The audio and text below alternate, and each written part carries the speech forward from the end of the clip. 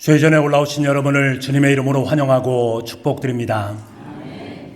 시편 90편은 모세의 시편입니다. 이 시편의 부제는 하나님의 사람 모세의 기도로 되어 있습니다. 시편에는 여러 명의 저자들이 있지요. 우리가 잘 알듯이 다윗도 있고 솔로몬도 있고 고라 자손 아삽 여러 사람들이 있습니다. 하지만 그 여러 사람 중에 하나님의 사람이라고 호칭되어지는 사람은 오직 모세뿐입니다.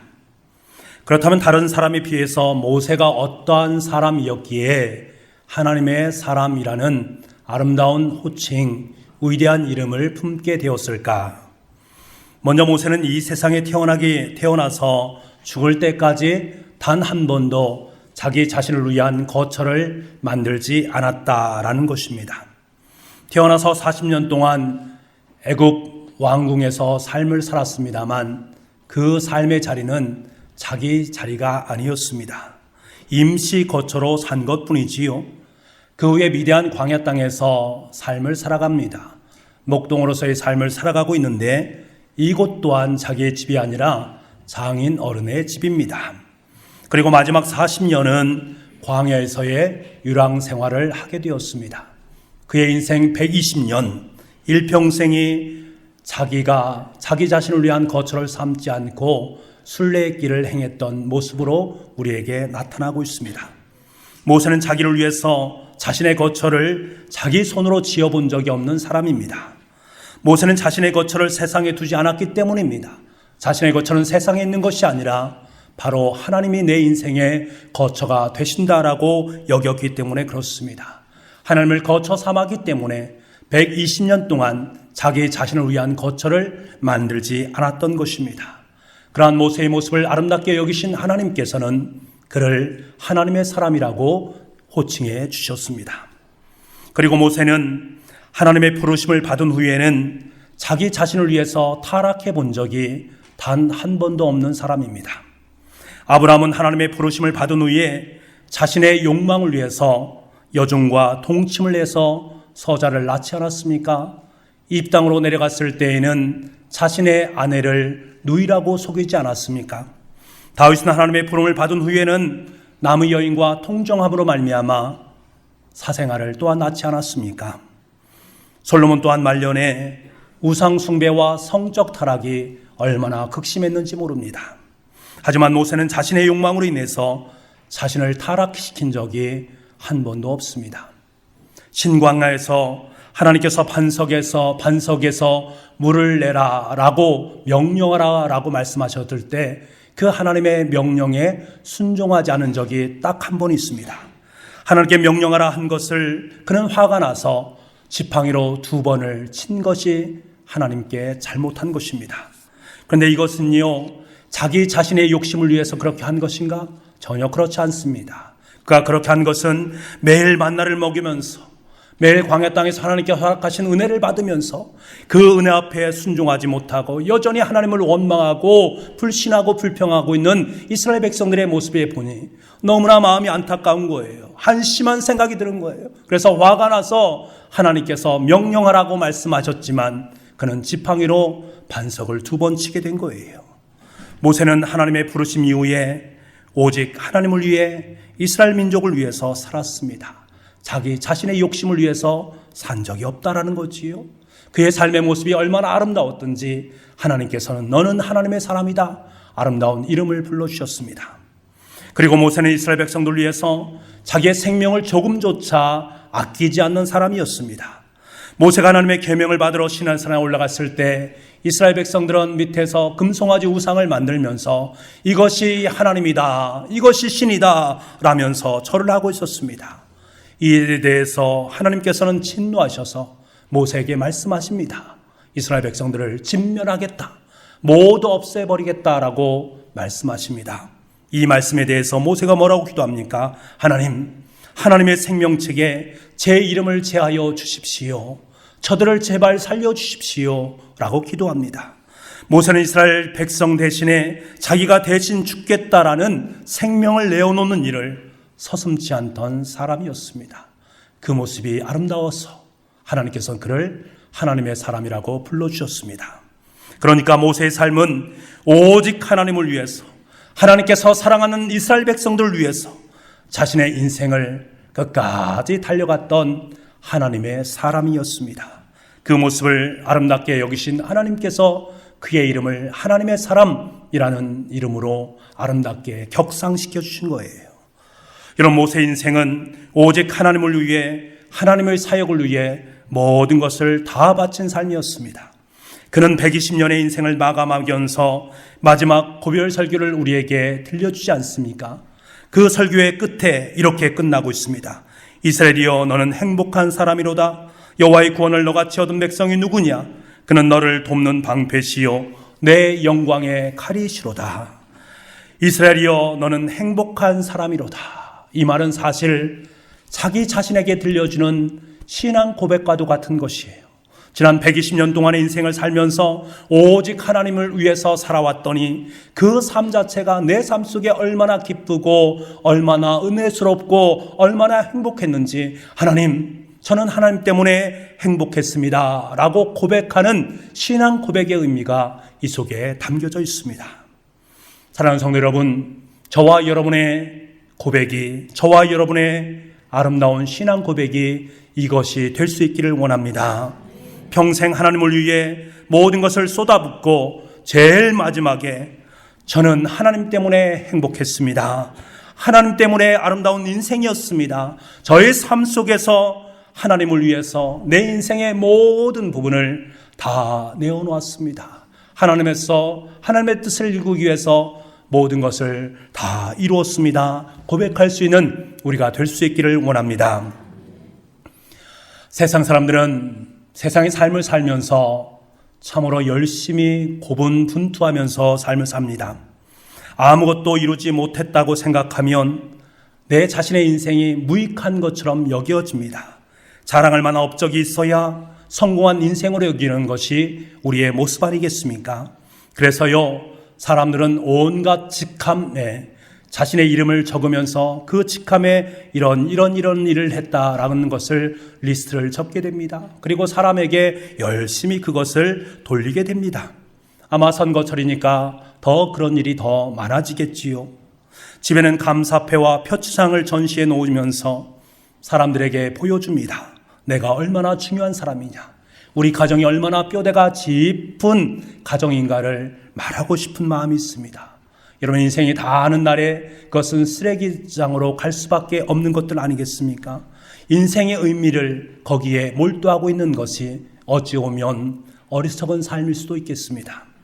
이런 세상 사람들과 이 모세의 인생 얼마나 대조적입니까? 하나님께서는 모세가 120년의 인생을 마감하고 하나님의 품에 안길 때에 잘하였도다 착하고 충성된 종아, 너는 나를 위해서 모든 일을 이루었구나 아마 칭찬해 주실 것입니다. 말씀을 준비하면서요, 저도 하나님 앞에 이런 마음을 품었습니다. 하나님, 저도 모세와 같은 사람이 되게 해주세요. 저도 하나님 때문에 행복한 사람입니다. 제가 살아가는 동안에 하나님을 위해서 내 모든 사역을 다 쏟아부었습니다. 하나님을 위해서, 하나님 나라를 위해서 제 모든 사역을 다 이루었습니다 라는 마지막 고백을 하나님 앞에 올려드리고 싶습니다. 그래서 하나님 앞에 그렇게 기도했습니다. 그러한 삶을 살아갈 수 있도록 힘과 능력을 허락하여 주시옵소서. 여러분, 어디 저뿐이겠습니까? 여러분도 마찬가지 아니겠습니까? 여러분의 고백도 이러한 아름다운 고백으로 결론 지어질 수 있기를 원합니다. 주님께서는 인생의 모든 삶 속에서 고군분투하고 있는 우리들에게, 자신의 업적을 자랑하면서 살아가는 세상 사람들에게 십자가상에서 말씀하고 계십니다. 다 이루었다. 여러분, 대체 주님께서 이루신 것은 무엇입니까? 예수님께서 벽에 걸어둘 만한 상패 하나를 만드신 적이 있습니까? 세상 사람들에게 나는 이렇게 성공했고 나는 이것을 이루었다라고 상징적으로 보여줄 수 있는 그것이 예수님께 있었습니까? 예수님에겐 전혀 그것이 없었습니다. 그럼에도 불구하고 주님께서는 선포하십니다. 다 이루었다. 이제 30이 간 넘은 젊은 나이에 하려던 일을 다 이루지 못하고 도중에 중도에 체포되어서 사형수로 비참한 죽음을 맞게 된 그 주님께서 다 이루었다라고 선포하십니다. 세상 사람들은 예수님께서 십자가에 못 박혀 피 흘리는 모습을 보면서 이제 다 끝났다, 이제 모든 것은 다 숲으로 돌아갔다라고 조롱하지만 주님은 아니다, 다 이루었다라고 말씀하고 계십니다. 다 이루었다. 이 말씀은 주님께서 십자가상에 들려주신 성취의 말씀입니다. 주님의 삶은 성취의 삶이었습니다. 무엇을 성취하신 것인가? 무엇을 다 이뤘단 말인가? 예수님의 삶과 죽으심은 철저한 하나님의 계획 속에서 이루어진 것입니다. 예수님께서 살아생전에 이런 말씀을 하지 않습니까? 나는 이 땅에서 하나님의 뜻을 이루기 위해서 이 땅에 왔고 하나님의 뜻을 이루기 위해서 하루하루의 삶을 살아간다라고 분명하게 말씀하셨습니다. 그리고 그 뜻이 마지막에 완성되는 순간 주님은 처절한 고통의 십자가 위에서 다 이뤘다라고 선언하고 계십니다. 세상은 주님 그 죽음 앞에서 예수님은 실패했다라고 말합니다. 하지만 주님께서는 죽음을 이기시고 부활하신 날 주님의 삶이 승리의 삶이었다라는 것을 분명하게 세상 속에 선포하십니다. 주님께서는 이 땅에 하나님의 아들로 오셔서 하나님께서 주신 모든 사명을 완벽하게 성취하였고 부활하셨습니다. 그렇기 때문에 주님의 십자가상의 이 외침 다 이루었다라는 이 말씀은 예언을 성취하는 승리의 말씀이 되는 것입니다. 예수님은 구약의 모든 예언을 성취하셨고 저와 여러분의 구원을 완성하셨습니다. 다 이루었다. 이 단어는 예수님 당시에 미술가들이 사용했던 말입니다. 화가들이요, 한 작품을 그리지 않습니까? 열심히 최선을 다해서 작품을 그리게 됩니다. 온 열정과 심혈을 기울여서 작품을 완성을 합니다. 그리고 나서 크게 외치는 거예요. 테텔레스타이, 다 이뤘다. 테텔레스타이, 다 이뤘다. 작품이 끝났다, 작품이 완성됐다라는 의미지요. 주님께서 마지막 순간에 다 이뤘다라고 선포하신 것은 바로 구원이 완성되었다, 구원의 작품이 나를 통해서 완성되었다라는 것을 말씀하는 것입니다.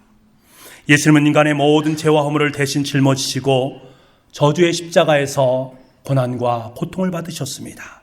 이 고난이 완료되는 바로 그 순간 우리의 구원이 완성되었습니다. 구원이 완성되었다는 것은 무엇을 말합니까? 우리가 구원을 받기 위해서 해야 할 것은 아무것도 없다라는 것을 말씀하는 것입니다. 어떤 젊은이가 예수님께 나와서 이렇게 말합니다. 선한 선생님이요, 제가 무엇을 하여야 영생을 얻을 수 있습니까? 제가 무엇을 하여야 영생을 얻을 수 있습니까? 이것은 질문 자체가 잘못된 것입니다. 내가 무엇을 하여야만 구원을 얻을 수 있는 것이 아님에도 불구하고 이 젊은이는 무엇을 하여야 구원을 얻을 수 있습니까? 이렇게 주님께 물었던 것입니다. 그러나 여러분, 우리가 할 일은 아무것도 없습니다. 내가 행한 그 무엇을 가지고 하나님 앞에 설 수 없습니다. 내가 그동안 한 그 무언가를 가지고 구원의 바늘 앞에 설 수 없다라는 거예요. 오직 예수님, 우리의 허물과 죄를 담당하시고 보배로운 피를 흘리신 주님께서 십자가상에서 다 이뤘다라고 말씀하신 그 말씀을 붙잡는 것 외에는 우리가 할 것이 없다라는 것입니다. 그때에서 비로소 우리의 구원이 완성되는 것입니다. 주님께서는 저와 여러분에게 다 이뤘다라고 말씀하시면서 저와 여러분을 구원하신 놀라운 은혜를 저와 여러분의 삶 가운데 선물로 허락해 주신 줄 믿습니다. 영원한 생명을 선물로 주셨습니다. 그저 우리는 값없이 그 은혜의 선물을 받은 것뿐입니다. 그런데 여러분, 여기서 말하는 구원은 사실은 소극적인 구원입니다. 구원에는 소극적인 것과 적극적인 것이 있습니다.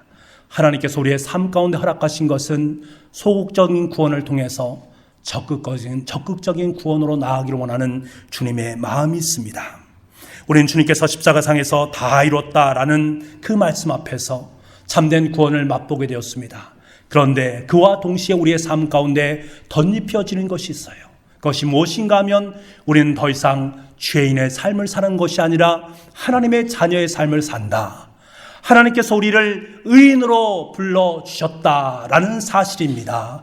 적적인 구원이라는 것은 무엇인가 하면 하나님께 나의 삶 속에 허락하신 하나님의 자녀된 그 모습, 하나님의 삶 속에 허락하신 의인된 삶을 이 땅 속에서 하나님과 함께 교제하면서 당당하게 누리며 살아가는 삶, 그것이 바로 적극적인 구원의 모습입니다. 여러분, 우리는 이제 의롭다함을 입었습니다. 의로우신 하나님 앞에 당당히 서서 하나님과 교제할 수 있게 되었습니다. 그 속에는 하나님의 능력이 있고 하나님의 평안이 있고 하나님의 도우심이 우리의 삶 속에 쏟아져 들어오게 되어집니다. 그러므로 말미암아 우리는 새로운 인생을 살아가게 되는 거지요. 이것이 바로 적극적인 구원의 측면입니다. 여기에 완전한 구원의 승리가 있는 것입니다. 이 위대한 승리를 우리에게 주시기 위해서 십자가에서 우리의 죄를 짊어지신 주님께서 생애의 마지막을 통해서 우리에게 외치셨던 것입니다. 다 이루었다. 우리의 구원, 저와 여러분의 구원, 모든 인류의 구원을 다 이루었다. 소극적인 구원도 이루셨고 적극적인 구원도 이루었다라고 말씀하고 계십니다. 이 구원의 놀라운 은혜 앞에 여러분, 소극적인 구원과 적극적인 구원을 기쁨과 감격으로 살아 누릴 수 있는 저와 여러분의 삶이 될 수 있기를 간절히 소망합니다. 사랑하는 성도 여러분, 위대한 승리를 주신 예수님의 이 다 이루었다라는 말씀 속에서 우리는 또 다른 중요한 의미를 묵상할 수가 있습니다. 그것이 무엇인가 하면 주님께서 십자가상에서 다 이루었다고 말씀하신 그곳에서 하나님의 교회가 탄생하셨다라는 것입니다. 다 이루었다고 말씀하신 주님께서는 창에 옆구리가 찔려서 심장이 터지고 그곳으로부터 피와 물이 쏟아져 나오게 되었습니다. 주님께서 창에 찔리신 그곳을 통해서 피와 물이 쏟아져 나오면서 십자가에 그것이 흘러가게 되고 그 물과 피가 온 세상에 흘러가게 되어집니다. 온 세상에 흘러간 그곳에는 여지없이 하나님의 교회가 태어나기 시작했습니다. 교회는 주님의 옆구리에서 흘러나온 물과 피로 세워진 것입니다. 우리 사랑하는 청주 북북교회는 바로 주님의 물과 피로 새로운 교회인 줄 믿습니다. 이 사실을 우리가 고백한다면 하나님께서 우리에게 주님의 물과 피로 세운 교회는 과연 어떠해야 되는지, 어떻게 하는 것이 교회다운 교회로의 모습으로 아름답게 세워져야 되는지를 분명하게 말씀해 주고 있습니다. 그것이 과연 무엇일까? 381년 교회는 니케아 콘스탄티노플 신조를 통해서 우리는 하나이고 거룩하고 보편적이고 사도적인 교회를 믿는다라고 고백했습니다. 이것이 참된 교회의 속성을 잘 대변해 주는 것인데 주님께서 물과 피를 흘리시면서 우리의 삶 가운데 덧입혀 주신 아름다운 교회의 속성입니다. 먼저는요, 교회는 하나가 되어야 된다는 거예요. 왜냐하면 교회가 믿는 주님께서 한 분이시기 때문에 그렇습니다. 한 분이신 주님을 믿기 때문에 우리 서로가 하나가 되어야 된다는 거예요. 서로 다른 파당을 짓는 어리석음을 범하지 말아야 된다는 것입니다. 그리고 교회는 거룩해야 합니다. 우리는 말하지 않습니까? 성도님이라고 말합니다. 거룩한 하나님의 뜻을 받드는 사람들, 성도란 말입니다. 여러분, 성도들이 모인 교회가 하나님의 교회 아니겠습니까? 그곳은 반드시 거룩해야 됩니다. 그런데 여러분, 묻기를 원합니다. 여러분 정말로 거룩하십니까? 하나님 앞에 여러분 각자 자신에게 질문해 보십시오. 나는 하나님 앞에 정말로 거룩한 삶을 살아가고 있는가? 나는 거룩한 성도인가? 물을 수 있기를 원합니다. 그럴 때마다 우리는 부족하잖아요. 연약하잖아요. 거룩하지 못한 것 같습니다. 그럼에도 불구하고 우리는 거룩합니다. 왜? 하나님께서 우리를 거룩하다라고 인정하셨기 때문에 그렇습니다. 하나님께서 우리를 거룩하다라고 인정한 사람들이 모인 곳이 교회이기에 그 교회 또한 거룩할 수밖에 없다라는 거예요. 하나님께서 거룩하지 못한 우리를 거룩다 인정해 주셨다라는 거지요. 그리고 교회가 거룩할 수밖에 없는 또 하나 이유가 있습니다. 거룩하신 주님께서 교회의 주인이 되시고 교회의 머리가 되시기 때문에 그렇습니다. 우리 교회의 머리는 예수님이십니다. 그 예수님께서 교회의 머리가 되셨다라는 것은 이 몸된 교회는 교회의 몸이라는 거예요. 교회는 예수님의 몸이라는 거예요. 교회의 머리고 교회의 주인 되신 분은 바로 예수님이시고 교회는 머리 되신 주님의 몸된 몸이다라는 것입니다. 우리는 주님의 지체라는 거예요. 여러분, 머리 되신 주님께서 거룩하시다라는 것은 무엇을 말합니까? 몸된 우리 지체가 거룩하다라는 것을 의미하는 것입니다. 주님께서 거룩하시기에 우리 또한 거룩한 것입니다. 그리고 교회는 보편적이어야 합니다. 보편적이라고 말하는 것은 무엇입니까? 교회 속에는요, 계급과 인종과 지역과 재산과 학력, 나이를 따지지 않는 모든 사람들이 다 모일 수 있는 곳이라는 것입니다. 누구나 교회를 찾을 수 있고 누구나 교회에서 기도할 수 있고 누구나 교회의 구성원이 될 수 있다라는 거예요. 교회에 들어오지 못할 사람은 단 한 사람도 없다라는 것입니다. 교회는 만민이 기도하는 집이다라고 말씀하고 계십니다. 그렇기 때문에 교회의 사명은 만민에게 복음을 전하여서 교회의 한 지체로 만민의 집을 채워가는 것입니다. 그리고 마지막으로 교회는 사도적이어야 합니다. 사도적이란 말은 사도들이 전하여 준 말씀을 붙잡는 것을 의미합니다. 말씀을 통해서 교회가 바로 세워져야 되는 것을 의미합니다. 사도들이 전해준 그 말씀을 의지할 때 그 말씀에 서지 않으면 교회가 될 수 없다라는 것입니다. 말씀을 통하지 않고는 교회의 주인이요 머리이신 주님과 접속되어질 수 없다라는 거예요.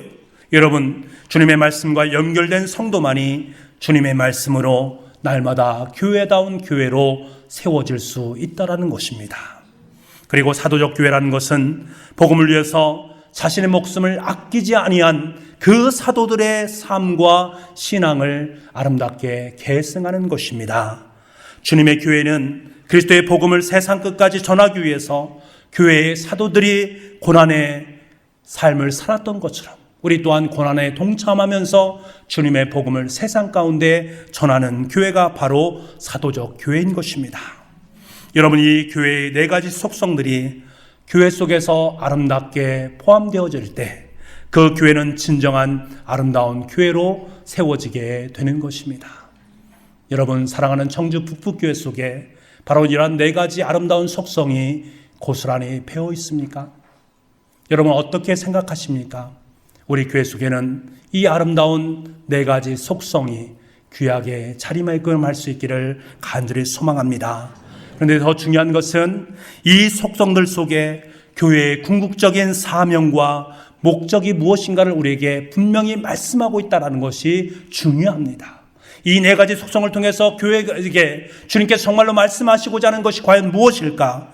교회가 하나 되고 거룩해야 되는 이유가 무엇입니까? 세상 속에 하나님이 한 분이시다, 거룩한 분이시다 라는 것을 드러내기 위함입니다. 교회가 보편적이어야 하는 것은 만민에게 복음이 전파되기를 원하시는 주님의 마음이 있는 것입니다. 교회가 사도적이어야 하는 것은 말씀 위에 서서 고난을 두려워하지 않고 그리스도의 복음을 세상 속에 나누기 위함입니다. 이 모든 것을 한마디로 요약하면 세상의 모든 사람들로 하여금 예수 그리스도를 믿게 하여서 그들이 하나님의 나라로 인도되어지는 것, 하나님의 백성이 되게 하는 것, 이것이 바로 교회의 사명이요 목표다라는 사실입니다. 여러분, 하나님 나라는 이 땅에서 죽은 다음에 가는 나라가 아닙니다. 우리는 이 땅에서 이미 천국을 맛보면서 살아가고 있습니다. 우리는 이미 예수 그리스도를 믿음으로 고백하고 구원을 맛보는 삶을 살아갔다면 이미 우리는 천국을 누리는 삶을 살아가는 존재입니다. 주님께 그것을 분명하게 선포하셨어요. 내가 하나님의 성령을 힘입어 귀신을 쫓아내는 것이면 하나님의 나라가 이미 너희에게 임하였느니라. 이미 너희의 삶 속에 하나님의 나라가 임하였다라는 거예요. 그렇다면 여러분, 교회는 이미 우리에게 임한 이 하나님의 나라를 이 땅 속에 구체화시켜 나가는 것입니다. 바꿔 말하면 우리의 가정과 일터 그리고 이 사회를 하나님의 나라로 일구어 가는 것입니다. 과연 우리가 어떻게 그런 것을 감당할 수 있을 것인가? 이것이 교회의 사명이요 교회의 목적이라면 과연 우리가 어떻게 해야 이 땅 위에 하나님 나라를 구체화시켜 나갈 수 있는가? 우리가 어떻게 해야 우리의 가정과 일터 그리고 사회를 천국으로 만들어갈 수 있겠는가? 여러분, 바로 예수님께서 이 땅에 오셔서 베드로와 제자들에게 행했던, 말씀하셨던 사명이 바로 교회의 목표가 되어야 됩니다. 바로 사람을 낚는 어부가 되라. 사람을 낚는 어부가 되라. 이 말씀입니다. 예수님을 만나기 전에 베드로는 고기를 많이 잡는 것이 그의 일생의 가장 아름다운 목표였습니다. 이 목적을 이루기 위해서 갈릴리 호수에서 일하는 많은 사람들보다, 다른 어부들보다 나는 가장 뛰어난 어부가 되겠다라는 것이 그의 제1차적인 목표였습니다. 예수님을 만나기 전에 마태는 세관원으로 돈을 낚는 것이 인생의 가장 아름다운 목표였습니다. 어떻게 해서든지 로마 사람들에게 잘 보여줌으로 말미암아서 로마 정부에게 인정을 받아서 머지않아서 나는 세리장이 되겠다라는 것이 그의 인생 속에 가장 아름다운 목표였습니다. 예수를 만나기 전에 바울은 사람들의 인정을 받기 위해서 살았습니다. 율법에 대한 지식과 율법을 지키는 열심을 통해서 너는 정말로 율법의 최고인 사람이다 라는 그러한 인정을 받기를 원하는 것이 그의 제일 된 목적이었습니다. 여러분, 무엇인가를 얻기 위해서 몸부림치고 있는 그들의 모습을 보게 됩니다. 하지만 여러분, 하나님께서 그들에게 원하시는 것이 있습니다. 그것이 아닙니다. 하나님께서 베드로와 마태와 이 바울에게 원했던 것이 있었다라는 거예요. 여러분, 우리가 삶을 살면서 우리 또한 마찬가지로 한 목표를 가지고 그 삶을 추구하며 살아가고 있습니다. 베드로와 마태와 바울처럼 처한 상황 속에서 그 무엇인가를 위해서 끊임없이 달려가는 우리들의 모습을 만나게 됩니다. 하지만 여러분, 우리에게도 동일하게 하나님께서 원하시는 것이 있습니다. 하나님께서 저와 여러분을 사람은 낚는 어부로 부르시기를 원하신다라는 거예요. 하나님을 모르고 하나님과 분리되어서 저 죽어가는 한 영혼을 살리기 원한 하나님의 마음이 저와 여러분 가운데 베드로에게, 마태에게, 바울에게 있었다라는 사실입니다. 이것이 교회의 가장 아름다운 사명이요 목표이기 때문에 그렇습니다. 사랑하는 북부가족 여러분, 생명을 살리는 사명, 이것보다 더 의미 있고 보람 있는 일이 어디에 있겠습니까? 내가 행한 일로 말미암아서 하나님을 알지 못했는데 하나님을 알아가는 거예요. 하나님을 알아가게 되니까 그 사람이 그동안 사망의 그늘 아래서, 죽음의 그늘 아래에서 있었던 그 얼굴빛이 바뀌기 시작하는 거예요. 생명의 빛이 그의 삶 속에 덧입혀짐으로 말미암아 그의 얼굴 자체가 생명의 빛으로 아름답게 빛나는 거예요. 그 모습을 바라보고 있는 나의 모습, 이것보다 더 아름답고 행복한 일이 어디에 있겠느냐라는 거예요. 여러분, 생명을 살리는 일은 주님의 명령입니다.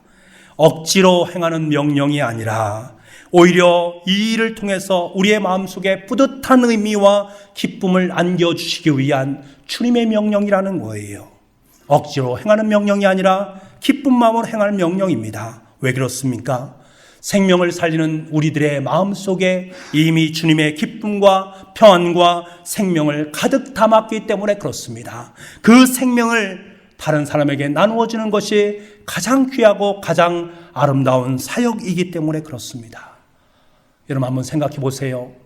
전도 간증을 하는 사람들의 모습을 한번 연상해 보시기 바랍니다. 그들의 얼굴 속에, 그들의 얼굴이 얼마나 아름답게 빛나는지 몰라요. 여러분, 전도 간증을 하시는 분들을 보면서 얼굴을 찡그리면서 내가 고통 가운데 힘든가 어려움이 있었는데 이렇게 말하지 않습니다. 그들의 마음속에 가득 찬 은혜, 그 기쁨, 하나님께 주시는 영적인 만족함, 한 생명을 살렸다라는 하나님의 거룩한 꿈을 이루었다라는 그 기쁨의 감격이 얼굴 속에 차고 넘치게 되는 거예요. 그래서 너무나 기쁨과 감격의 모습으로 전도 간증하는 사람들의 모습을 봅니다. 어느 집사님이 그러시더라고요. 저는 전도하는 것이 가장 행복합니다. 사람을 살리는 것이 이렇게 행복한지 몰랐어요. 너무너무 감사합니다. 너무너무 행복합니다. 그러한 고백을 드리는 모습을 보면서 그분이 얼마나 예쁘게 보였는지 모르겠습니다. 여러분, 생명을 살리는 사명은 하나님을 미소짓게 만듭니다. 우리의 인생을 미소짓게 만드는 것이 한 영혼을 사랑하고 한 영혼을 살리는 은혜인 줄 믿습니다.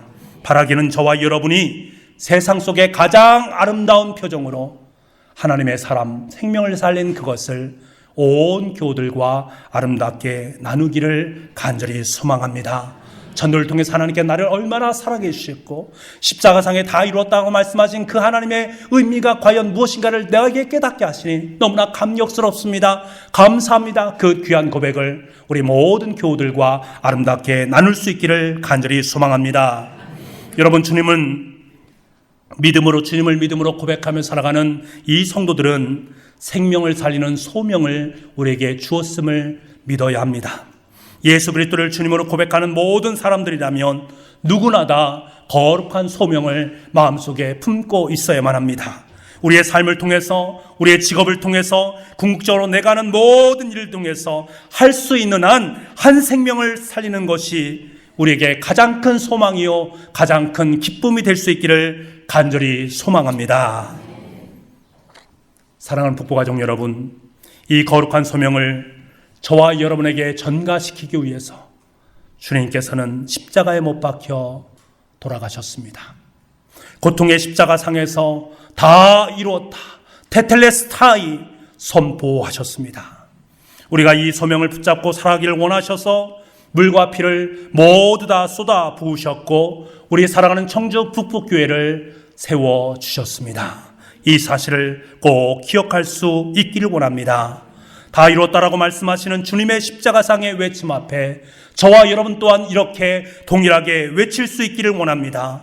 주님께 주신 사명, 사람을 낚는 소명, 생명을 살리는 사명에 나의 일생의 모든 부분을 진력했습니다. 저 또한 예수님처럼 다 이루었습니다. 아름다운 고백을 하나님께 올려드릴 수 있기를 원합니다. 그때 주님께서는 모세에게 들려주었던, 그래, 너는 하나님의 사람이구나. 너는 하나님의 사람이구나. 아름다운 이름이 우리의 이름이 될 것입니다. 그리고 생명을 살리는 사명을 아름답게 감당해가는 저와 여러분에게 착하고 충성된 종아, 내가 나의 뜻을 다 이루었구나. 잘하였도다. 착하고 충성된 종아, 이렇게 말씀해 주실 줄 믿습니다. 기도하겠습니다. 테텔레스타이, 고통의 십자가상에서 다 이루었다라고 선포하신 주님께서 우리의 삶 속에 아름다운 소망을 전가시켜 주셨습니다. 우리가 그 소명을 붙잡고 살아가기를 원하셔서 물과 피를 쏟아주셨고 우리 사랑하는 청주 부부교회를 이곳에 세워주셨습니다.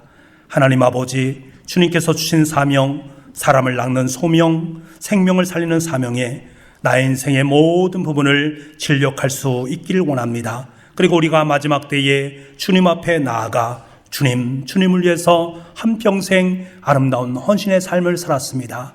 나의 인생을 받아주시옵소서. 다 이루는 아름다운 삶을 살았습니다. 고백할 수 있는 우리가 될 수 있도록 주님 은총 허락하여 주시옵소서. 그래서 마지막에 주님께서 착하고 충성된 종아, 내가 나의 뜻을 아름답게 다 이루었구나, 고백받을 수 있는, 칭찬받을 수 있는 우리가 될 수 있도록 주님 역사하여 주옵소서. 모든 말씀을 예수님의 이름으로 기도하옵나이다. 아멘.